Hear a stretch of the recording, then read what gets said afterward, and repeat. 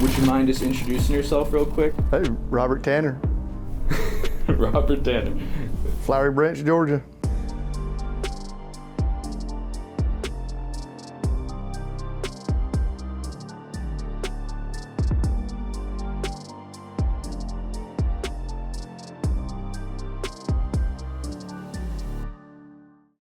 Can you take us back to the first time you saw an Apache in person and maybe what it was like to ride on one for the first time as well? The first one that I saw, I believe, was the pizza boat, Little Caesars, at late 80s at Fort Lauderdale Boat Show, in the water there. First time I actually rode on one was 97 after the Key West poker run. I hopped on 41 Pleasure with Michael Friedman coming back from Key West. So when you first saw one, it was about a good 10 years until you actually got to ride on one. Correct, yes. Was there anything that drew you to an Apache and being an owner? Was it its design, the performance? Reputation, history. Reputation being, very strong offshore boat. Could take a beating, and your body will give up before the boat will. And just the styling. How did you come to own your first Apache? After my second Key West poker run, the boat that I had, 382 Formula, great boat. But if it got rough, the stuff would rattle. No failures or anything, whatever, other than the Bravo drive one time. It wasn't, in my mind, what I had perceived as a true offshore boat. And so I was looking for a 41. I think after 98 Key West run, and couldn't find one, and Mark Adams happened to be selling Medicine Man at the time. And I met Mark through Michael Friedman, and so I wound up with Medicine Man. Loved the boat because, I wasn't ready for blower motors at the time. So it didn't have blower motors, it had a huge cockpit. So everybody could pile on and we could go have a great time in the Keys. Wow, so you were looking for a 41, but then is Medicine Man, isn't that a 47? Okay, yes. Was that just a last minute decision? Well, it's funny because the first 41 that I looked at was actually the boat that I bought 4 years ago that I'm just now finishing up restoring. And that's Tom Tom, correct? Yeah, correct, the Tom Tom boat. And it had just gotten back from Key West as well, and it had scattered a drive. They were asking the same money for that boat that Adams was asking for Medicine Man. Okay. So I'm like, why would I, already have a repair bill and that one's a running boat. So I went that route and had a blast with it. How long did you have Medicine Man for? 4 years, I believe. I was progressing because in the meantime I'd bought the 41, originally Fighter Squadron, codenamed Tonto, and it was built by Bob Waxman that had Kemosabe built as well. So it was like the little brother. Strictly 6-pack, race boat type style, whatever. Take it offshore, beat on it, and you're not going to hurt anything. So the 47, the Medicine Man boat, it was a large boat. And I kept it in South Florida with Mark Adams. He was, great to move it around for me and this, that, and the other. But I really liked the 41, the way it rode the water and whatnot. So I decided to let that one go, the 47. And a guy out of Chicago, Austin Mansour, he was constantly, I want to buy that boat, I want to buy that boat. So I took his 41 Pleasure on trade and sold him the Medicine Man boat, then wound up selling I think they call it the Chief now, 41 Pleasure. Fighter Squadron boat, I just kept the name as Tonto and had it repainted and new cockpit put in it and just changing the colors or whatever. Kept that boat, 15 years or so. And then I had to have my knees replaced and didn't think I'd be able to use it again. So I let it go. Now lives in Ohio. Out of all the Apaches you've owned, would you say that was your favorite? Or I'm hoping, the Tom Tom boat becomes the favorite. We're, like I said, just finishing up.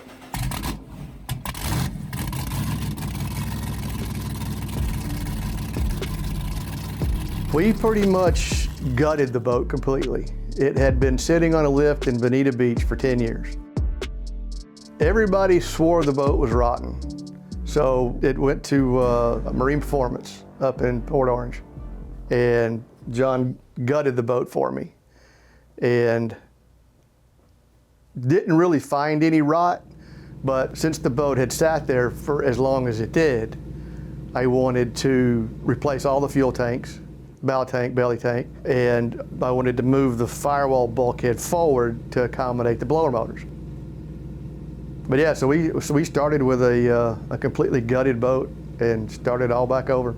Couldn't find any rot in it, even though it had been sitting there for 10 years on a lift, which is amazing. So it just goes to show how these boats were built. I'm hoping to take it home this coming Friday. So it's been a little over a month over 4 years. It's taken a little bit of time, but it'll be well worth it. So are you in that photo Yes, in Medicine Man? Yes. That was, and all those boats came out of Mark Adams' shop. And we're all good friends. When your name got chosen to be the person to get the canvas, I was like, wait a minute, I think he's in that photo, which is what a crazy full circle moment. Right. So what was your reaction when you did get that call saying you were the one who won the canvas? It was really cool. It brought back a lot of old memories that we had. Yes. It was, the start of that day was really funny. It started out, I met up with the Mark Adams in the Kemosabe boat, John Froelich in Broken Arrow, at the turning basing in Fort Lauderdale. And they were like, oh, it's really rough. And I was like, well, let me stick my nose out and I'll look. So I did, and it was rough. And so I turned north to turn around. Well, when I turned north and I was gonna come back into to the port, they were already headed south. So I'm like, well, I gotta catch those guys. So, I mean, it was pretty snotty. And I took in enough water in the scoop on the port side to wash down the ignition. So I was down to 2 engines. So I'm like, well, I got to go into haulover. And everybody knows haulover. I was like, yep, I'm going to go underwater and haulover. And it actually stretched all the way, landed from one wave to the next, and it didn't go under, but there was about only 2 inches of the bow sticking up out of the water. And so I got in, and then I had to, stop, get the other engine cleaned out, dried out, and got it back running, and then idled down to Miami Beach Marina, where we were going. Well, and Mark and John continued on, and when John turned into government cut, he proceeded to stuff Broken Arrow. He got soaked. So once we all get to Miami Beach Marina, we all wind up in the pool, washing all the salt off that we just got soaked. Yeah. Yeah, it was good fun, good day. Do you have maybe a most memorable experience with an Apache out on the water that you can think of? The one that sticks out, I think I had purchased the Tonto boat early in the year. And what year was that? I'm trying to, 2001, I think, 2000 or 2001. Okay. My computer bank's not as good as it used to be. No. I got it painted, but I hadn't changed the cockpit yet, and dying to do a poker run. And Stuart Jones with Florida Powerboat Club had a poker run that went from Daytona up to St. Augustine and back. Well, on the way up, everybody's screaming that it's rough, we got to go up the ditch or whatever. So we get out there, we have lunch, whatever, and John Pompey's with me, and I'm like, John, I mean, they say it's rough. Can we go outside? He's like, well, sure. So we went outside, and oh boy, did we get it handed to us. Yeah. First 5 minutes was great fun. The next 45 was like survival. Boat didn't care. I mean, the boat just rocked right through it. But I mean, we were soaked. The tweeters were hanging by the strings, flopping around or whatever.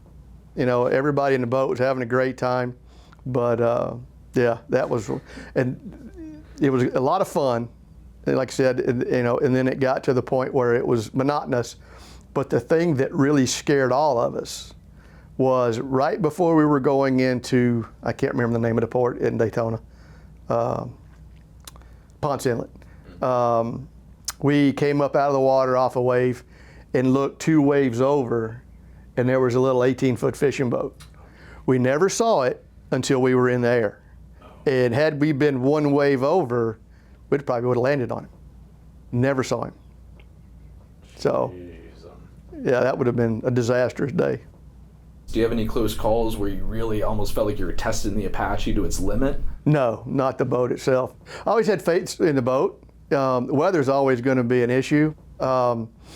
Everybody, 2001, we were in Key West for the offshore races, and Hurricane Michelle was coming, and everybody's watching the weather. So Friday, we decided to move our boats up. Michael Friedman had the Claude skater catamaran that he had, and I had the Medicine Man boat, and we moved them to a friend of ours up in Key Largo. And the first 30 miles of that we're inside the reef, but it was still rough. And had Tommy Hofstetter from Chief Engines was with me in the boat, and we actually left some friends because they were having to go a little slow, and we didn't want to get soaked. So, we were cruising about 70, I think it was like 6 foot. We got to be behind the bridge, and we're sitting there waiting for them to show up, and we're dry as a bone. And they looked like drowned rats when they showed up. It was hilarious. Would you say you were pretty good friends with other Apache owners and Oh yeah. some other Yep. guys? Oh yeah. What was that atmosphere like with Apache owners and fans? Was there almost like a camaraderie? Was it a rivalry in a way? You could get a little bit of a spirited rivalry going or whatever, but for the most part, everybody was good friends. I didn't know everybody, and most of the people I met at a marine management, Mark Adams shop, because Mark took care of a lot of Apaches. Could you dive a little more into what really made the difference between owning an Apache versus any other performance boat that you've had? I guess just the actual boat itself, the solid construction. They're known to be heavy, takes a lot of power to make them go. But if you've got 2 knee replacements, you want something solid underneath you that's going to ride good in the rough stuff. The trend nowadays is to go lightweight, carbon fiber, and go fast, which is phenomenal. But if it gets rough, you want something that's got some weight to it, that's underneath you, that'll smooth out the water.